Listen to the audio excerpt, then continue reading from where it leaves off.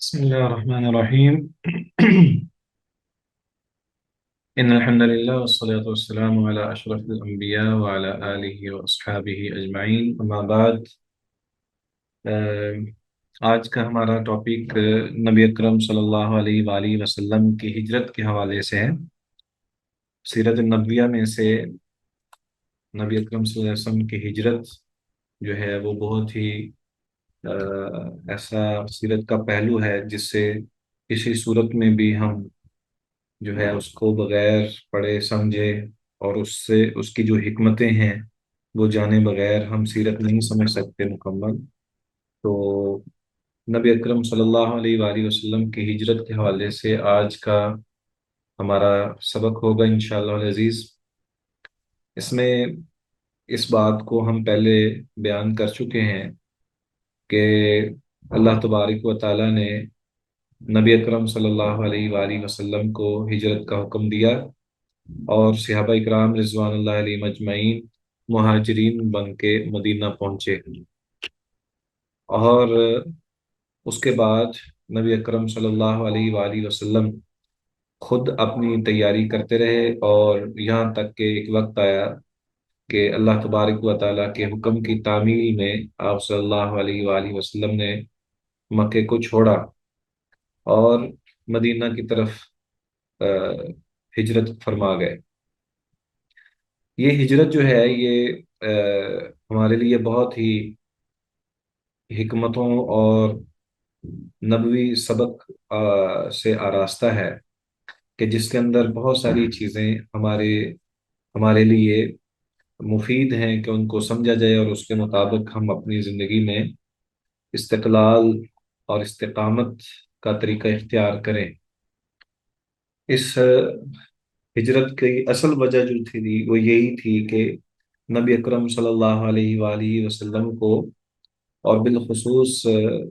جو مسلمان تھے وہاں کے دیگر مسلمان، ان کو اسلام کے اوپر عمل کرنے میں رکاوٹ تھی، اور نبی اکرم صلی اللہ علیہ وآلہ وسلم کے ساتھ اہل مکہ کی بدسلوکی اور جو احکام الہی ہے اس کا مسلسل انکار اور اس پر جو ہے وہ معترض ہونا، یہ ان کا وتیرہ تھا، جس کی وجہ سے نبی اکرم صلی اللہ علیہ وآلہ وسلم کو ہجرت کرنا پڑی۔ تو یہ بات ہمارے سامنے ہے کہ اللہ تبارک و تعالیٰ نے اس بات کی طرف اشارہ کیا ہے، بلکہ تمام مسلمانوں کے لیے بھی یہ ہے کہ اگر کوئی شخص دین پر عمل کرنے میں رکاوٹیں محسوس کرتا ہو تو اللہ تبارک و تعالیٰ کی زمین وسیع ہے، اور اس کو اس علاقے کی طرف رہائش اختیار کرنی چاہیے کہ جہاں پر وہ دین کے اوپر صحیح طور پر کاربند رہ سکے، اور جہاں تک ممکن ہو وہ دین اسلام کے اوپر صحیح طور پر عمل پیرا ہو۔ تو ہجرت مدینہ کی جب بات آتی ہے نبی اکرم صلی اللہ علیہ وآلہ وسلم کے حوالے سے، تو سب سے پہلی بات تو ہمارے سامنے یہ آتی ہے کہ نبی اکرم صلی اللہ علیہ وسلم کی زندگی جو ہے وہ خطرے میں تھی۔ تمام سیرت نگار اس بات پر متفق ہیں کہ جب کہ نبی اکرم صلی اللہ علیہ وآلہ وسلم ہجرت کی تیاری فرما رہے تھے، تو دوسری طرف کفار مکہ جو ہیں وہ نبی اکرم صلی اللہ علیہ وسلم کی زندگی کے درپے تھے، تو وہ نبی اکرم صلی اللہ علیہ وسلم کو دنیا سے ختم کرنے کی کوشش میں تھے، جیسا کہ اللہ تبارک و تعالیٰ فرماتا ہے وَإِذْ يَمْكُرُ بِكَ الَّذِينَ كَفَرُوا لِيُثْبِتُوكَ أَوْ يَقْتُلُوكَ أَوْ يُخْرِجُوكَ وَيَمْكُرُونَ وَيَمْكُرُ اللَّهُ وَاللَّهُ خَيْرُ الْمَاكِرِينَ، کہ جب وہ لوگ جنہوں نے کفر کیا وہ تیرے خلاف اے پیغمبر خفیہ تدبیریں کر رہے تھے تاکہ تجھے قید کر دیں یا تجھے قتل کر دیں یا تجھے نکال دیں، اور وہ خفیہ تدبیریں کر رہے تھے، اور اللہ بھی خفیہ تدبیر کرتا ہے، اور اللہ تعالیٰ سب خفیہ تدبیر کرنے والوں سے بہتر تدبیر کرنے والا ہے۔ اور اسی طرح دیگر نصوص میں یا وحی الہی میں اس بات کی طرف اشارہ ملتا ہے کہ یہ اللہ تبارک و تعالیٰ کی حفاظت جو تھی وہ نبی اکرم صلی اللہ علیہ وآلہ وسلم کے ساتھ شامل حال تھی، اور اللہ तबारक व ताला अपने नबी को इन पे इन मुशरिकीन मक्का की हर किस्म की तकालीफ से और जो खतरात थे उनसे बचाना चाहता था। तो सबसे पहले नबी अकरम सल्लल्लाहु अलैहि वसल्लम ने जब हिजरत का इरादा किया, आपको ख्वाब में दिखाया गया कि खजूरों वाले इलाके में अल्लाह ताला की तरफ से हुक्म है कि हिजरत की जाए। तो उसके बाद हजरत अबू बकर सिद्दीक रजी अल्लाह ताला अन्हो ने नबी अकरम सल्लल्लाहु अलैहि वसल्लम के साथ अपनी मोहब्बत का इजहार किया। बल्कि यूं समझें कि नबी अकरम सल्लल्लाहु अलैहि वसल्लम ने खुद इस बात की तरफ इशारा किया कि मैं युहाजिरु मई, कि मेरे साथ हिजरत कौन करेगा। तो ये सवाल नबी अकरम सल्लल्लाहु अलैहि वसल्लम का जिब्रील के साथ था। तो जिब्रील कहने लगे कि आपके साथ अबू बकर सिद्दीक जो है वो हिजरत करेंगे। तो ये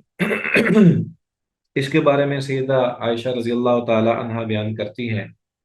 कि एक दिन हम अपने घर में बैठे हुए थे कि दोपहर के वक्त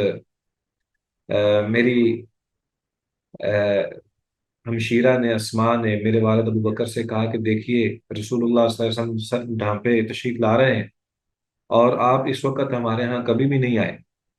तो सैयदना अबू बकर सिद्दीक रजी अल्लाह तआला अन्हु कहने लगे, मेरे माँ बाप आप पर कुर्बान हो, अल्लाह की कसम इस घड़ी आपकी तशरीफ आवरी जरूर किसी खास वजह के तहत है। रसूलुल्लाह सल्लल्लाहु अलैहि वसल्लम आए तो उन्होंने इजाज़त तलब की, और जब इजाज़त मिली तो आप सल्लल्लाहु अलैहि वसल्लम हज़रत अबू बकर के घर में दाखिल हुए। हज़रत अबू बकर रज़ियल्लाहु ताला अन्हु ने अपनी चारपाई वगैरह पेश की, आप तशरीफ फरमा हुए। तो नबी सल्लल्लाहु अलैहि वसल्लम ने हज़रत अबू बकर से फरमाया कि सबको बाहर निकाल दो। उस वक़्त सईदा आयशा कहती हैं मैं और सईदा अस्मा ही घर पर मौजूद थी। तो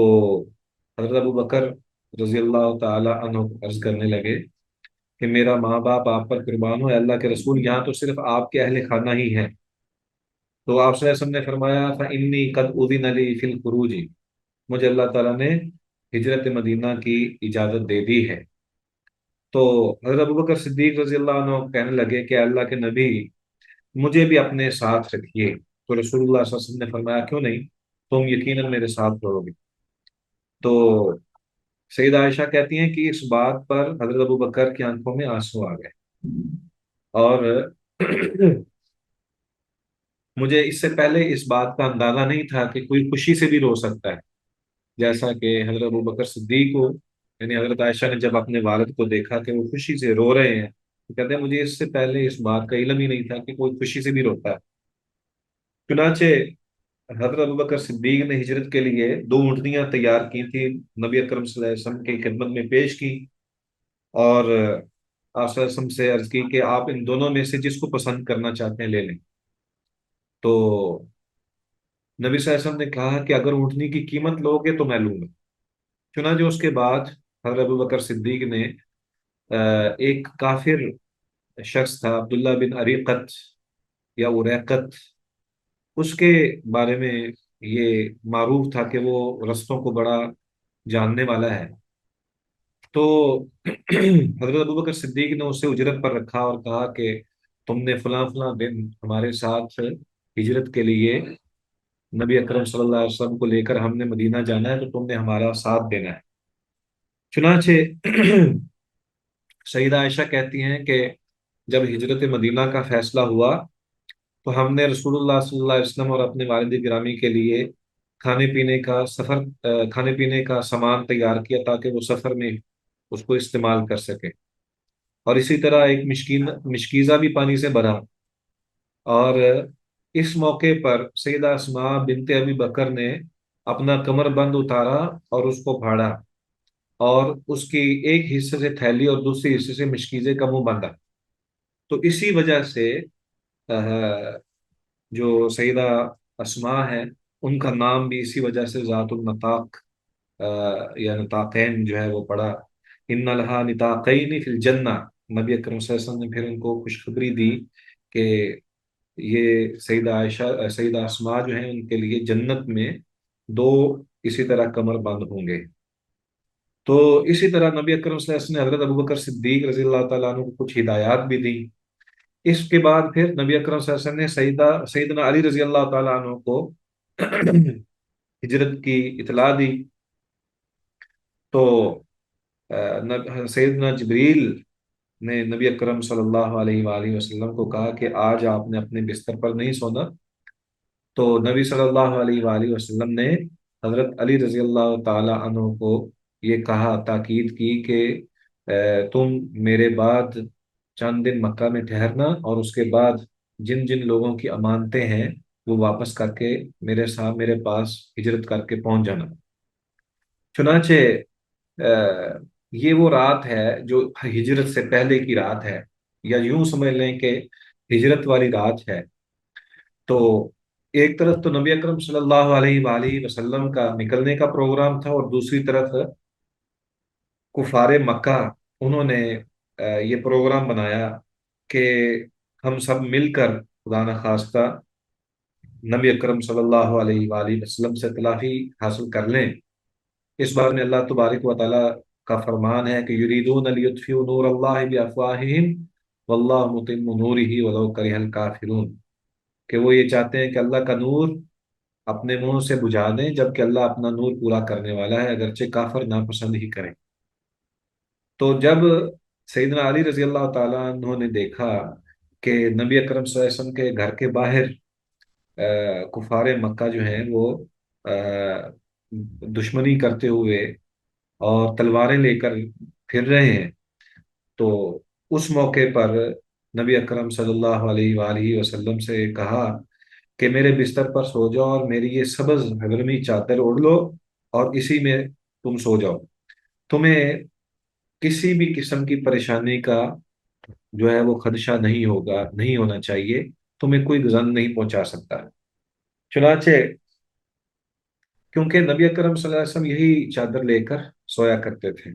چنانچہ اس موقع پر نبی اکرم صلی اللہ علیہ وآلہ وسلم نے جب یہاں سے نکلنے کا پروگرام بنایا، تو جن لوگوں نے نبی اکرم صلی اللہ علیہ وسلم کے گھر کو ان کا محاصرہ کیا ہوا تھا، ان میں ابو جہل بھی تھا، عقبہ بن ابی معیط، نضر بن حارث، سمیہ بن خلف، اور اسی طرح دیگر کچھ لوگ جو نبی اکرم صلی اللہ علیہ وآلہ وسلم کے ساتھ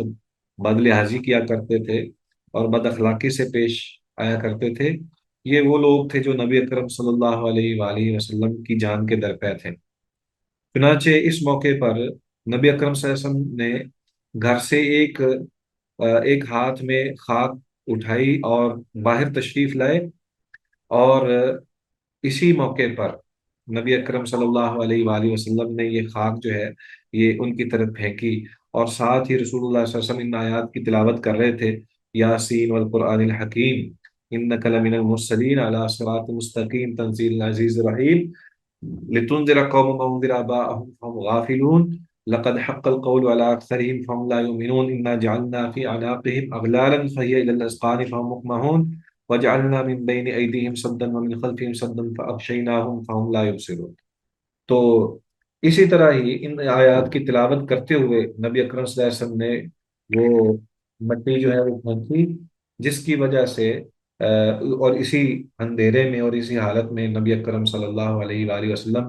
سیدنا ابو بکر کے مکان کے عقب میں چھوٹے سے دروازے سے نکل کر غار ثور کی طرف روانہ ہو گئے. تو یہ ایک واقعہ ہے جو ابتدا ہے جہاں سے بالکل ہجرت کی ابتدا ہوتی ہے. یہ وہ موقع ہے کہ نبی اکرم صلی اللہ علیہ وآلہ وسلم نے اس موقع پر حضرت ابوبکر صدیق رضی اللہ تعالی عنہ کو ساتھ لیا، اور انہی کے گھر کے ایک چھوٹے دروازے سے نکلتے ہوئے غار ثور کی طرف چلے گئے.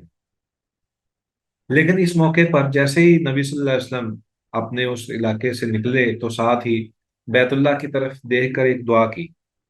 اور آپ صلی اللہ علیہ وسلم نے یہ کہا کہ واللہ انکی لخیر ارض اللہ واحب ارض اللہ الی اللہ ولولا انی اخرجت منک ما خرجت، کہ اللہ کی قسم، بلا شبہ اللہ کی زمین پر اللہ کی زمین پر جو سب سے اچھی زمین ہے، یا وہ تیری ہی زمین ہے، اور تو ہی سب سے زیادہ اللہ کو پسند ہے. اور اگر تیرے رہنے والے مجھے یہاں سے نہ نکالتے تو میں یہاں سے کبھی نہ نکلتا۔ اور اس کے بعد نبی اکرم صلی اللہ علیہ وآلہ وسلم یہ دعا پڑھ کے آپ علیہ الصلوۃ والسلام وہاں سے نکلے، اور حضرت ابو بکر صدیق رضی اللہ تعالی عنہ کے الفاظ اس موقع پہ یہ تھے۔ حضرت عبداللہ بن عباس کہتے ہیں کہ جس وقت رسول اللہ صلی اللہ علیہ وسلم ہجرت مدینہ کے لیے مکہ سے نکلے تو ابو بکر صدیق کہنے لگے انا للہ و انا الیہ راجعون، کہ اہل مکہ نے اللہ کے رسول کو مکہ سے نکال دیا ہے تاکہ انہیں ہلاک کر دیا جائے۔ تو پھر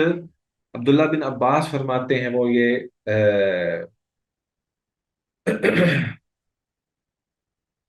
عبداللہ بن عباس رضی اللہ تعالیٰ عنہ یہ آیت پھر تلاوت کرتے اذن للذین یقاتلون بانہم ظلموا وان اللہ علی نصرہم لقدیر۔ اسی طرح اس آیت کے نزول سے ہی ابو بکر سمجھ گئے کہ اب جہاد کی اجازت مل گئی ہے۔ ابن عباس رضی اللہ تعالیٰ عنہ فرماتے ہیں یہ پہلی آیت ہے جو جہاد کے سلسلے میں نازل ہوئی۔ اس کے بعد جیسے ہی نبی اکرم صلی اللہ علیہ وآلہ وسلم دعا سے فارغ ہو کے غار ثور کی طرف چلے، تو اس کے بعد غار ثور جو ہے وہ تقریباً 3 میل ہے بیت اللہ سے۔ نبی اکرم صلی اللہ علیہ وآلہ وسلم چلتے تھے تو حضرت ابو بکر کبھی دائیں ہوتے کبھی بائیں ہوتے، تاکہ کہیں کوئی خدشہ نہ ہو، کوئی آپ علیہ الصلوۃ والسلام کو کوئی گران نہ پہنچے اور کوئی پریشانی نہ ہو۔ تو اس موقع پر حضرت ابو بکر صدیق رضی اللہ تعالی عنہ کے حوالے سے یہ بات آتی ہے کہ حضرت عمر رضی اللہ تعالیٰ عنہ ان کے بارے میں کہتے تھے کہ واللہ لیلۃ من ابی بکر خیر من آل عمر ولا یوم من ابی بکر خیر من آل عمر، کہ اللہ کی قسم ابو بکر کی ایک رات عمر کی ساری زندگی سے بہتر ہے، اور ابو بکر کا ایک دن عمر کی ساری زندگی سے افضل ہے۔ اس موقع پر نبی اکرم صلی اللہ علیہ وآلہ وسلم جب غار کے دانے پر پہنچ کر اندر جانے لگے تو سیدنا ابو بکر صدیق رضی اللہ تعالی عنہ کے بارے میں آتا ہے کہ وہ کہتے ہیں نبی اکرم صلی اللہ علیہ وآلہ وسلم کو کہ اے اللہ کے نبی انتظار کیجئے، میں اندر صفائی کر لوں۔ چنانچہ حضرت ابو بکر صدیق غار کے اندر تشریف لے گئے، جو کہ اندھیرے میں تھا، اور پھر کچھ رات کا اندھیرا تھا، اور ساتھ ہی غار کے اندر بھی کوئی چیز سجائی نہیں دے رہی تھی۔ انہوں نے صفائی بھی کی، اور وہاں پہ انہیں ایک ایسا سوراخ نظر آیا جہاں پر انہوں نے اپنی چادر پھاڑ کر پہلے اس سوراخ کو بند کیا۔ جب چادر ختم ہو گئی تو ایک اور سوراخ تھا جہاں پہ اب کپڑا باقی نہیں تھا، تو حضرت ابو بکر نے اس سوراخ کو اپنی ایڑی سے بند کیا۔ تو اس کے بعد حضرت ابو بکر صدیق رضی اللہ تعالیٰ عنہ نے جب اطمینان پا لیا کہ اب یہاں پر کوئی آپ کو کوئی چیز پریشان نہیں کرے گی اس سوراخ سے، چنانچہ انہوں نے نبی اکرم صلی اللہ علیہ وآلہ وسلم کو بلایا، اور آپ علیہ الصلوۃ والسلام کے لیے اپنی ران جو ہے وہ سیدھی کی، اور آپ کو آپ علیہ الصلوۃ والسلام نے پھر اپنا سر مبارک جو ہے وہ حضرت ابو بکر صدیق رضی اللہ تعالیٰ عنہ کی ران پر رکھ کر آپ لیٹ گئے۔ اسی موقع پر نبی صلی اللہ علیہ وسلم کو نیند آ گئی، لیکن اسی اسنا میں حضرت ابو بکر صدیق رضی اللہ تعالیٰ عنہ کی ایڑی پر ایک سانپ نے ڈسا، جس جس سوراخ وہ ایڑی وہ تھی جس میں سوراخ جو سوراخ کے اوپر رکھی گئی تھی۔ تو ابو بکر صدیق رضی اللہ تعالیٰ عنہ نے اس موقع پر ضبط کا مظاہرہ کیا، لیکن تکلیف کی وجہ سے آپ رونے لگے، اور اسی وجہ سے جب آپ کے آنسو حضرت ابو بکر کے آنسو نبی اکرم صلی اللہ علیہ وسلم کے رخ انور پر گرے تو آپ صلی اللہ علیہ وسلم نے پوچھا کہ کیا بات ہے؟ تو حضرت ابو بکر نے وہ ساری بات بتائی، تو نبی صلی اللہ علیہ وسلم نے اس جگہ جہاں سانپ نے ڈسا تھا پہلے اپنا لعاب دہن لگایا، اور اس موقع پر اللہ تبارک و تعالیٰ نے حضرت ابو بکر صدیق رضی اللہ تعالیٰ عنہ کو فوراً شفا عطا کر دی۔ اسی طرح اس واقعے کے اندر جو مختلف یعنی ہجرت مدینہ کے موقع پر جو مختلف چیزیں سامنے آتی ہیں، ان میں ایک یہ بھی ہے کہ سیدنا ابو بکر صدیق رضی اللہ تعالی عنہ کا گھرانہ جو ہے، یعنی جو پیچھے رہنے والے سیدہ اسماء تھیں یا سیدہ عائشہ رضی اللہ تعالی عنہ تھے، اور اسی طرح حضرت ابو بکر کے والد ابو قحافہ وہ تھے، اور آپ علیہ الصلوۃ والسلام حضرت ابو بکر کا ایک غلام تھا۔ یہ سارے لوگ ان کا کام ہی یہ تھا کہ کسی نہ کسی طرح نبی اکرم صلی اللہ علیہ وسلم کی حفاظت کی جائے، اور جو ضرورتیں ہیں وہ پوری کی جائیں۔ تو حضرت عامر بن فہیرہ جو ہے رضی اللہ تعالی عنہ، وہ صبح صبح ہی بکریاں لے کر آ جاتے، اور ایسے رستوں میں آتے جہاں پر کوئی چلنے والا نہ ہوتا، اور نبی اکرم صلی اللہ علیہ وآلہ وسلم کی طرف وہ آتے اور آ کر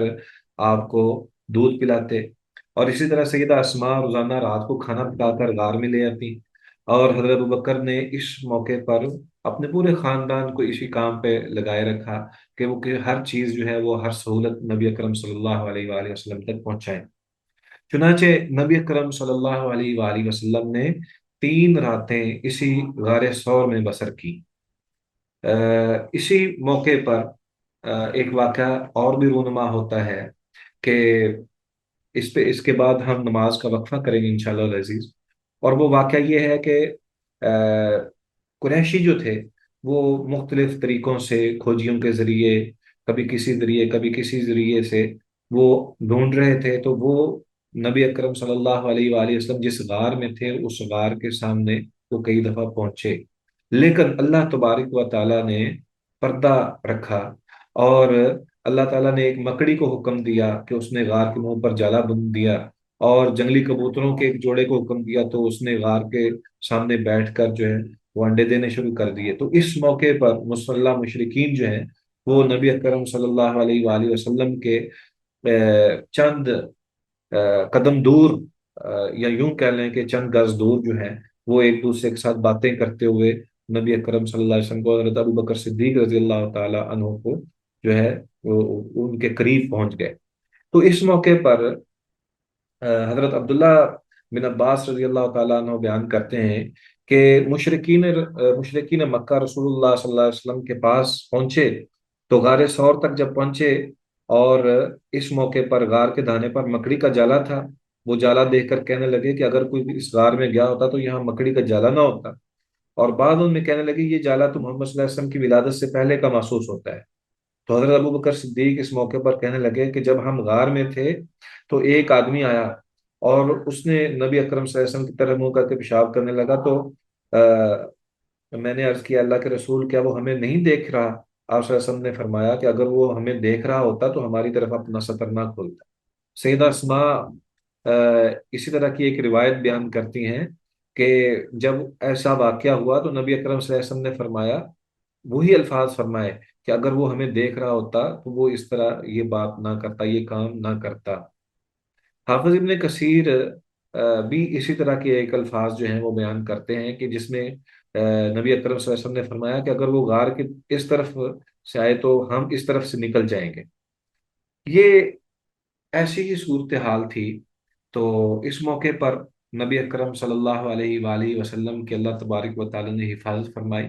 اور اس موقع پر کہا جاتا ہے کہ ایک روایت میں ہے کہ حضرت ابوبکر صدیق رضی اللہ تعالیٰ عنہ کو غار میں پیاس لگی، رسول اللہ صلی اللہ علیہ وسلم نے فرمایا کہ غار کے شروع کے حصے میں جاؤ اور پانی لے آؤ۔ حضرت ابوبکر وہاں گئے، پانی پیا، اور کہنے لگے کہ یہ پانی تو شہد سے زیادہ میٹھا، دودھ سے زیادہ سفید اور کستوری سے زیادہ خوشبودار تھا۔ تو رسول اللہ صلی اللہ علیہ وسلم نے فرمایا کہ اللہ تبارک و تعالیٰ نے جنت کی نہروں پر مقرر فرشتے کو حکم دیا کہ جنت الفردوس سے غار تک نہر کھودو تاکہ ابو بکر پانی پی لیں۔ اگرچہ یہ روایت ضعیف ہے لیکن سیرت نگار اس کو بیان کرتے ہیں۔ اس کے بعد ایسا وہ واقعہ آتا ہے جس میں اللہ تبارک و تعالیٰ نے پھر قرآن مجید کی آیات نازل فرمائی۔ ہم ذکر کر رہے تھے نبی اکرم صلی اللہ علیہ وآلہ وسلم کی ہجرت کا۔ جب غار ثور کے اندر نبی اکرم صلی اللہ علیہ وسلم موجود تھے تو اس موقع پر مشرکین مکہ نبی صلی اللہ علیہ وسلم کی تلاش میں در بدر ٹھوکریں کھا رہے تھے۔ آپ صلی اللہ علیہ وسلم کو ڈھونڈنے کے لیے انہوں نے ہر طرف اپنے ہرکارے پھیلا دیے، اور یہ اعلان کیا کہ اگر کوئی شخص خدا نخواستہ نبی اکرم صلی اللہ علیہ وآلہ وسلم کو کسی بھی حالت میں لے کر آئے گا تو ہم اس کو 100 اونٹ جو ہیں وہ دیں گے۔ اور یہ بہت بڑی ایک اس دور کے اندر بہت بڑا ایک انعام تھا جو کہ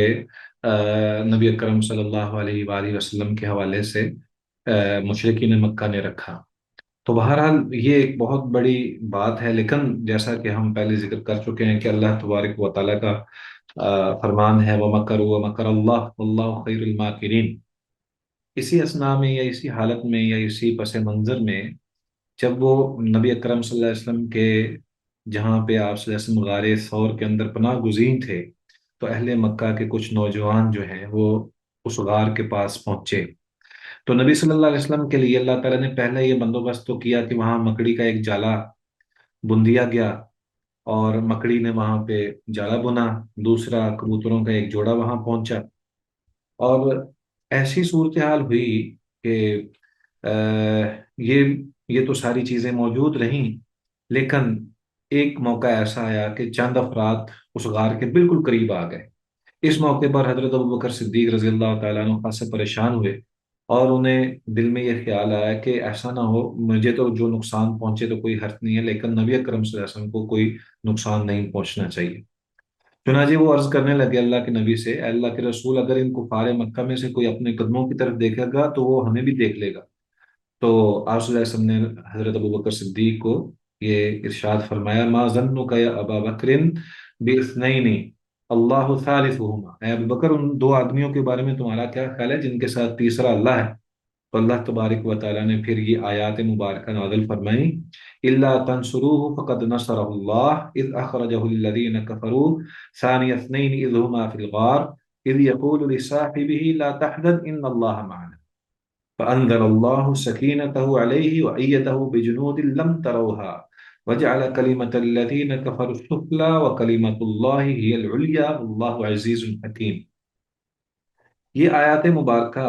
अल्लाह तबारक व तआला ने नाज़िल फरमाई, सूरह तौबा की ये आयत हैं। तो इसके अंदर इस बात की तस्दीक है, या अल्लाह तबारक व तआला ने वही बातें दोहराई और उसके साथ नबी अकरम सल्लल्लाहु अलैहि वसल्लम को तस्कीन भी अता फरमाई, सकीनत भी नाज़िल की, और ऐसे लश्करों से मदद का जिक्र किया कि जो देखे नहीं जाते थे। और ये भी वाज़ेह कर दिया कि काफिर जो है वो खाए वो खासर होंगे, और अल्लाह तबारक व तआला की ज़ात ही बुलंद और ज़बरदस्त और हिकमत वाली है। तो जब ये आयत नाज़िल हुई तो उस मौके पर हज़रत अबू बकर सिद्दीक रज़ी अल्लाह तआला अन्हु ने बिलाशुबा वो सारा मंजर और कैफियत जो है वो अपनी आंखों से देख ली कि अल्लाह तबारक व तआला ने कैसे उनको महफूज फरमाया। इस वाक़े के बाद जब वो वक़्त गुज़रा, तो उसके बाद नबी अकरम सल्लल्लाहु अलैहि वसल्लम ने ये फैसला किया कि हम अब गारे सौर से निकलेंगे। चुनांचे सबसे पहले हजरत अबू बकर सिद्दीक रजी अल्लाह तआला अन्हु निकले, और नबी अकरम सल्लल्लाहु अलैहि वसल्लम को लेकर उस मौके पर पहुंचे जहां पर अब्दुल्ला बिन उरीकत ने पहुंचना था, जिसके साथ हजरत अबू बकर सिद्दीक रजी अल्लाह तआला अन्हु ने रास्ता दिखाने पर उजरत तय की हुई थी। चुनांचे वो भी वक्त मुकर्रर पर पहुंचा। यहाँ पे एक बात बिल्कुल ये सामने आती है कि अगरचे वो अब्दुल्ला बिन उरीकत जो है वो मुशरिक था, लेकिन उस पर एतबार किया जा सकता था। और उसकी वजह यह है कि मुशरिकीन मक्का अपने वादों के ऊपर कारबंद थे। बाज़ औक़ात इंसान की ज़ाती सिफात ऐसी होती हैं कि जो कि मुसलमानों वाली सिफात हैं, लेकिन जब तक बंदा मुसलमान ना हो तब तक उनको इन सिफात का फ़ायदा नहीं होता। तो इंसान की फितरत के अंदर जो चीज़ें अल्लाह तबारक व तआला ने रखी हुई हैं, सच्चाई, दयानतदारी, अमानतदारी और शर्म हया और दीगर जो औसाफ हैं जो कि इंसानी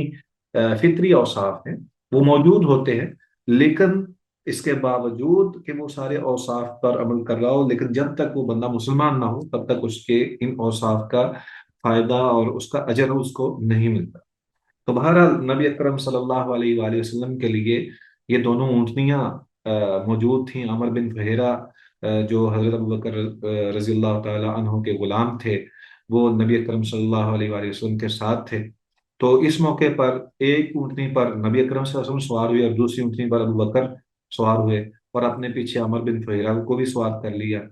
और इसके बाद ये कुछ लोगों ने इस बात का तज़किरा किया है कि नबी अकरम सल्लल्लाहु अलैहि वसल्लम ने जो ऊँटनी हज़रत अबू बकर से खरीदी थी, जिसका ये कहा था कि मैं इसकी कीमत भी दूंगा, और आप सल्लल्लाहु अलैहि वसल्लम ने फिर रास्ते के लिए मुंतखब भी फरमाई, वो कस्वा नामी ऊँटनी थी, जिसका बाद में भी मुतअद्दिद मुकामात पर इसका तज़किरा आता है। तो बहरहाल जिस तारीख को वहाँ से नबी अकरम सल्लल्लाहु अलैहि वसल्लम मक्का से या गारे सौर से निकले, इस हवाले से मुख्तलिफ मौरख़ीन आपस में इख्तलाफ करते हैं। बाज़ तो कहते हैं, वाज़े तौर पर ये बयान करते हैं कि बैत अक़बा के बाद 3 महीने नबी अकरम सल्लल्लाहु अलैहि वसल्लम ने गुजारे मक्का में, और फिर आप सल्लल्लाहु अलैहि वसल्लम वहाँ से हिजरत के लिए निकले। इसी तरह इब्न इसहाक रहमहुल्लाह जो हैं, वो रबीउल अव्वल की पहली तारीख को बयान करते हैं कि इस तारीख को, रबीउल अव्वल की पहली तारीख को नबी अकरम सल्लल्लाहु अलैहि वसल्लम निकले हैं। इसी तरह दीगर भी मुतअद्दिद जो मौरख़ीन हैं, वो इस बात की तरह जिक्र करते हैं कि नबी सल्लल्लाहु अलैहि वसल्लम मक्का से जुमेरात को निकले और गौर सौर से पीर की रात सफ़र पर रवाना हुए। हाफिज़ इब्न हजर रहमहुल्लाह ने इसी बात को तरजीह दी है कि ये ऐसा ही है कि बैत अक़बा और हिजरत के दरमियान 2 महीनों और चंद अय्याम का फ़र्क है। भारत इसके बाद नबी अकरम सल्लल्लाहु अलैहि वसल्लम ने जो रूटीन वाला रास्ता था, उससे हटकर दूसरा रास्ता इख्तियार किया, ताकि अहले मक्का जो हैं वो उस रास्ते पे ना पहुंच पाएं। और आम शाहरा जो थी, या आम जो रास्ता था, उसको छोड़कर उसके बिल्कुल अपोजिट साइड पे दूसरा एक रास्ता जो कि गैर मारूफ था, उस रास्ते को इख्तियार किया गया। और नबी अकरम सल्लल्लाहु अलैहि वसल्लम ने अपना सफ़र जो है वो शुरू कर दिया। नबी अकरम सल्लल्लाहु अलैहि वसल्लम मुसलसल सफ़र किए जा रहे थे, और एक रात और अगला दिन दोपहर तक नबी अकरम सल्लल्लाहु अलैहि वसल्लम मुसलसल सफ़र करते रहे। और इस मौके पर कोई चीज़ जो है, नबी सल्लल्लाहु अलैहि वसल्लम ने ना तो सफ़र के लिए कोई सस्ताए या आराम किया, ना रात गुजारी, ना ही कुछ नींद पूरी की, बस मुसलसल चलते रहे। तो नबी अकरम सल्लल्लाहु अलैहि वसल्लम ने जब ये वक्त गुजरा, 1.5 दिन तकरीबन ये गुजरता है, तो आप अलैहिस्सलातु वस्सलाम ने देखा कि अब आराम करना चाहिए। चुनाचे नबी अकरम सल्लल्लाहु अलैहि वसल्लम आराम करने के लिए लेट गए, और हजरत अबू बकर सिद्दीक रजी अल्लाह ताला अन्हु ने देखा कि एक एक बकरियों का चरवाहा वो आ रहा है। चुनाचे नबी अकरम सल्लल्लाहु अलैहि वसल्लम ने उससे पूछा, हज़रत अबू बकर सिद्दीक रज़ियल्लाहु ताला ने पूछा कि तुम किसके गुलाम हो? तो उसने कुरैश मक्का में से किसी शख्स का नाम लिया। तो उन्होंने पूछा, अच्छा तुम ये बताओ कि तुम्हारी बकरियों में से कोई दूध भी देने वाली है? चुनाचे उसने बताया कि हाँ, मेरी बकरी दूध देने वाली है। आप अलैहिस्सलातु वस्सलाम ने इस मौके पर जो है वो दूध पिया, और फिर उसके बाद नबी अकरम सल्लल्लाहु अलैहि वसल्लम ने दोबारा सफर शुरू कर दिया। इसके बाद एक वाक़या आता है सुराका बिन मालिक, जो बाद में मुसलमान हो जाते हैं रजी अल्लाह ताला अन्हु। उनका वाक़या आता है कि जैसा कि आपको मैंने जिक्र कर दिया है पहले कि हज़रत अबू बकर सिद्दीक और नबी अकरम सल्लल्लाहु अलैहि वसल्लम के हवाले से ये उन्होंने ऐलान करवा दिया था कि जो शख्स इनको किसी भी हालत में जिंदा या मुर्दा, खुदा न खास्ता, वो लेकर आएगा, तो उसको 100 ऊँट इनाम के तौर पर दिए जाएंगे। तो ये एक बहुत बड़ा इनाम था। चुनाचे अहले मक्का और दीगर जो इर्द गिर्द के लोग थे, वो भी इस इनाम के लालच में जो है वो घूमते फिरते रहे। इसी मौके पर सुराका बिन मालिक बिन जुहशम ये भी लालच में आया। तो उसने देखा कि ये ऐसा है, तो उसने नबी अकरम सल्लल्लाहु अलैहि वसल्लम के इस काफिले को ढूंढना शुरू कर दिया कि आप अलैहिस्सलातु वस्सलाम कहाँ। इसी दौरान कहते हैं, सुराका कहते हैं कि मैं अपने कबीले की मजलिस में गमज़दा बैठा था कि एक आदमी आया, और उसने जो बनु मदलज की कौम से था, तो वो आके कहने लगा कि ऐ सुराका, मैंने अभी अभी साहिल समुंदर के पास कुछ लोगों को जाते देखा है, और मेरा ख्याल है कि वो वही मोहम्मद सल्लल्लाहु अलैहि वसल्लम ने होंगे। सुराका ने कहा, मैंने उस वक्त पहचान लिया कि वो कुरैश के मतलूबा अफराद हैं, और मैं उस तरफ अभी गया नहीं था। तो मैंने उस शख्स को ये कहा कि नहीं नहीं, वो तो फलां फलां है, ताकि उनको भड़काया जा सके। और मकसद ये था कि मैं ही सिर्फ उस तरफ जाऊं, और कोई दूसरा शख्स उस इलाके की तरफ ना जाए। चुनाचे वो सुराका कहता है कि मैं जल्द ही मजलिस से उठ खड़ा हुआ और घर पहुंचा, अपनी लोंडी को हुक्म दिया, घोड़ा लाओ। उसने तैयार किया, नेज़ा लिया, और छत के रस्से से कूदा। और बस मैं इसी हालत में तेजी के साथ जो है वो घोड़ा दौड़ा के उस तरफ जो है वो भागने लगा। और मेरे ख्याल में यही था कि मैं अभी नबी अकरम सल्लल्लाहु अलैहि वसल्लम को जालूंगा। चुनाचे कहता है कि मैंने दूर से देखा कि वो काफिला है, और मैंने पहचान लिया कि ये तो वही हैं। चुनाचे वो कहते हैं कि मैं अपने घोड़े को मैं जब भगाया तो वो करीब पहुंचा तो मेरा घोड़ा फिसला और जमीन में गिर गया। मैं उठा, फाल का तीर निकाला, जायजा लिया कि क्या मैं इनको पहुंच सकूंगा या नहीं। तो तीर तो मेरे खिलाफ निकला।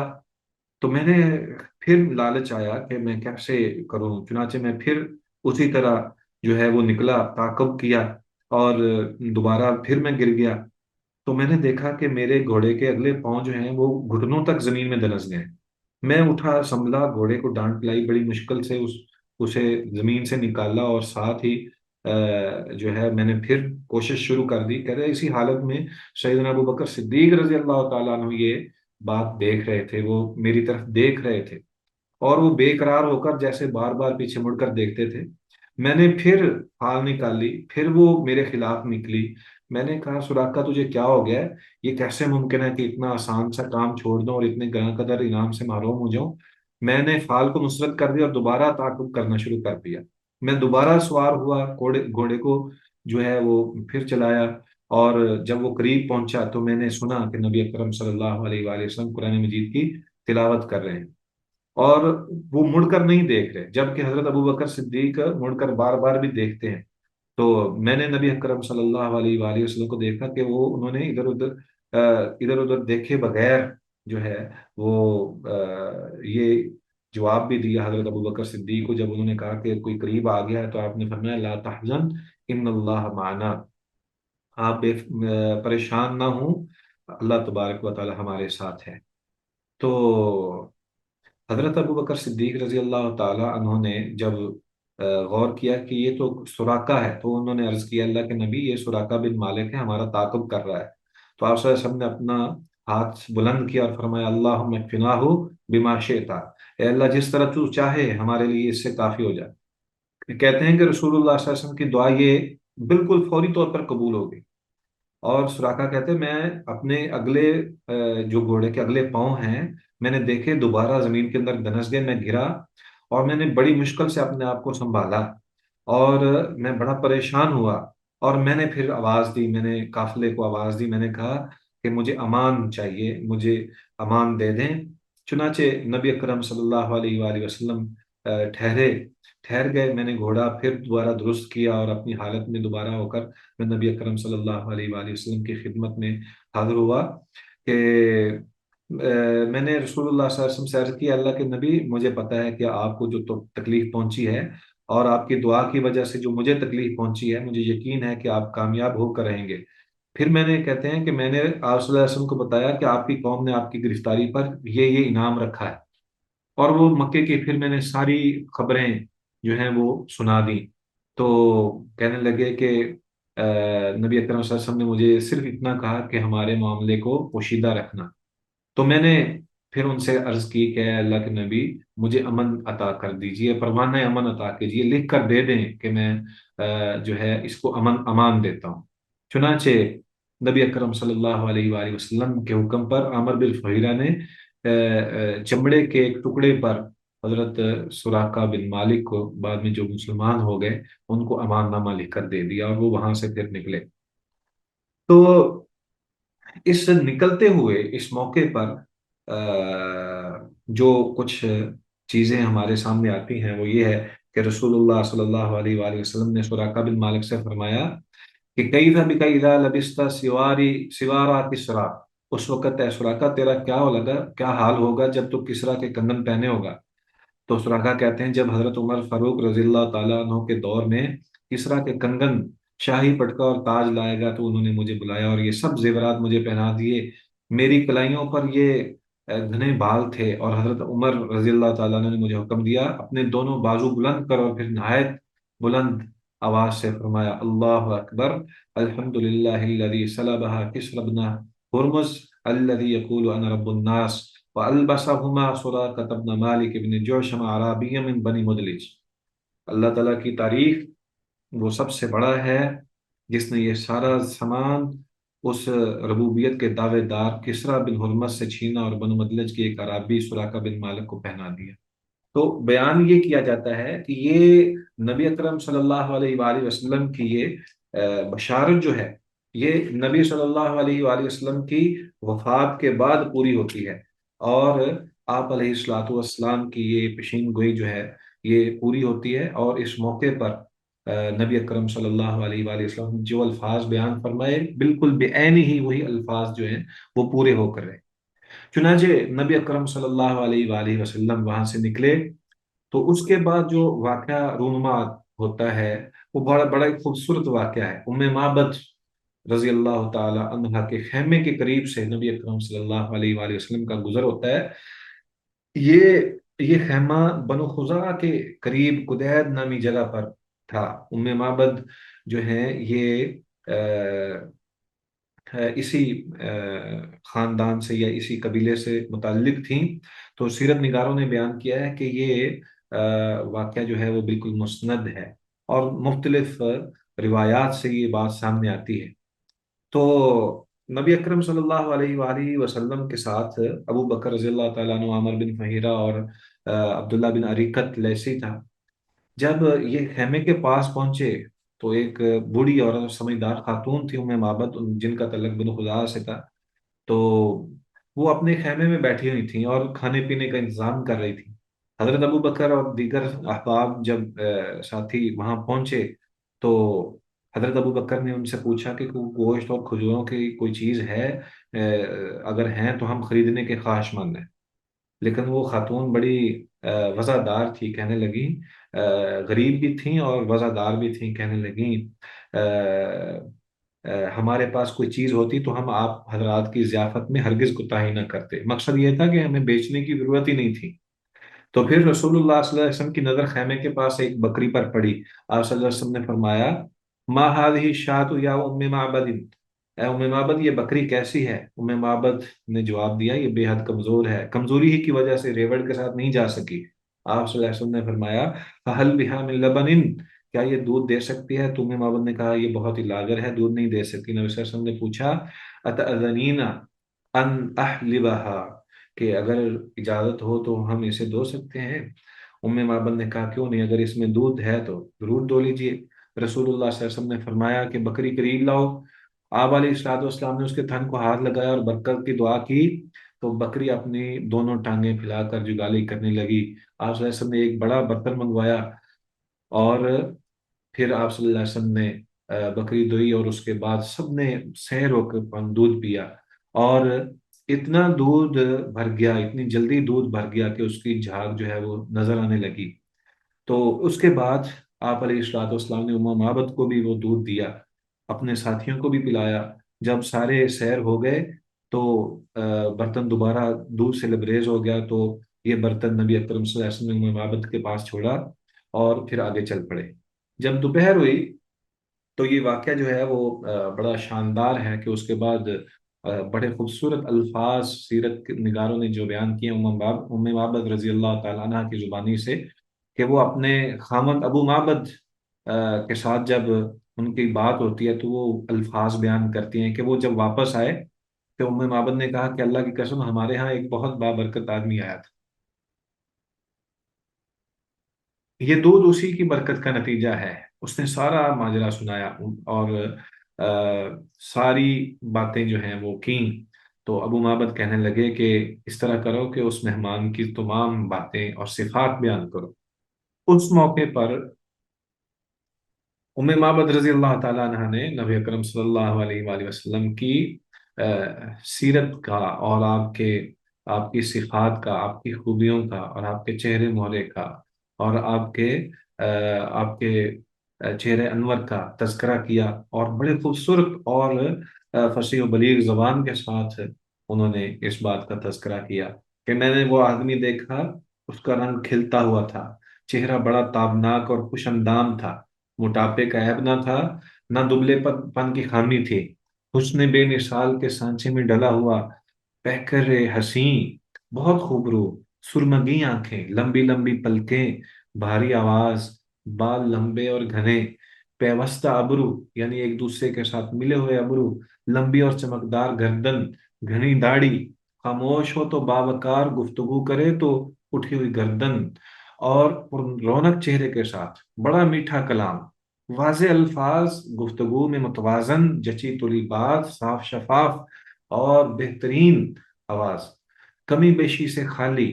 उसकी बातों से इस तरह उसकी बातें हैं कि मोतियों की लड़ी जड़े, दूर से देखने में सबसे ताबनाक, करीब से देखने में इंतहाई हसीन और पुरकशिश, कामल नमूने जमाल, मयाना कद न लंबा के नागवार लगे न ठिगना के निगाह में न जचे, दो शाखों के दरमियान ऐसी शाख की तरह जो तीनों में सबसे ज्यादा खुश मंजर और सबसे ज्यादा शानदार हो। रुफाका उसके गिर्द हल्का बनाए हुए थे। वो कोई बात बात कहता था, वो कोई बात कहता था तो ध्यान से सुनते थे, वो कोई हुक्म देता था तो लपक कर तामील करते थे। बड़ा मोहतरम मखतूम मुता था, तुर्शरो था, न कोई फजूल बात करता था। तो अबू माबद पहचान के कहने लगे, अल्लाह की कसम ये तो वही शख्स है जिसकी नबूवत का जिक्र मक्का से हम तक पहुंचता रहा है। मेरा बहुत दिल चाहता है कि इसकी सोहबत इख्तियार करूं, मौका मिला तो मैं इसकी खिदमत में जरूर जाऊंगा। तो हजरत गिरामी, अ, ये वाकया है बहुत ही शानदार है। अल्लाह तबारक व तआला हम सब के लिए नबी अकरम सल्लल्लाहु अलैहि वसल्लम की सीरत को अपनाने की हमें तौफीक अता फरमा दे और इसको हमारे लिए आसान कर दे। और आप अलैहिस्सलाम की जो दुआएं हैं अल्लाह ताला हमें वो उनका हकदार बना दे। तो इंशाल्लाह अगले जो अगला होगा सबक, इंशाल्लाह उसमें हम बाकी कुछ चीज़ें पूरी करेंगे, मुकम्मल करेंगे। और उसमें नबी सल्लल्लाहु अलैहि वसल्लम की बकिया हिजरत जो है मदीना के अंदर, उसका इंशाल्लाह तज़किरा होगा।